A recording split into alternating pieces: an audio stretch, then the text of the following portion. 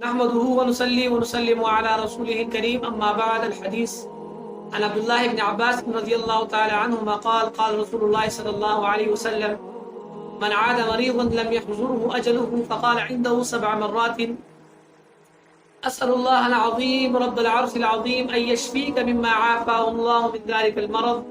رواه ابو داود والترمذی وأحمد. سب سے پہلے میں اس حدیث کی پرانسلیشن بیان کرتا ہوں.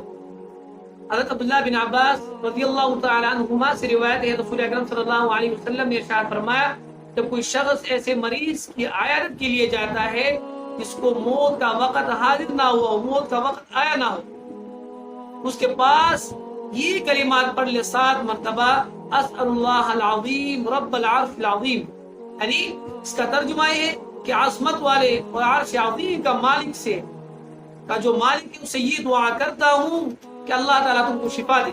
تو اللہ رب العزت اس مرض میں جو مریض مبتلا ہے اسے ضرور شفا عطا کریں گے.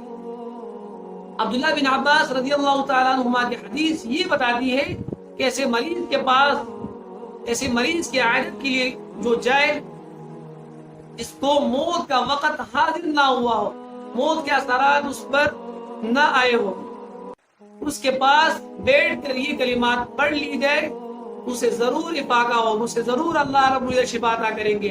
وہ کلمات یہ ہے اسأل اللہ العظیم رب العرش العظیم، یہ پڑھنے چاہیے.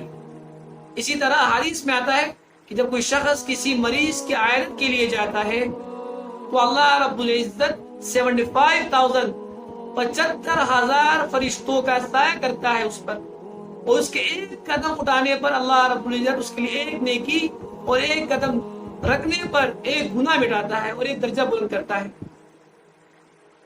اسی طرح اور بھی احادیث میں فضائل وارد ہیں مریض کی عیادت کرنے پر، تو عیادت کرنی چاہیے، اور خاص کر جب بھی کسی مریض کی عیادت کے لیے جائے تو یہ کلمات مت بھولیے گا، یہ کلمات ضرور پڑھ لیجئے گا تاکہ مریض کو اللہ رب العزت شفا عطا کرے. وہ کلمات یہ ہے اسأل اللہ العظیم رب العرش العظیم، یہ ضرور پڑھ لیجئے گا.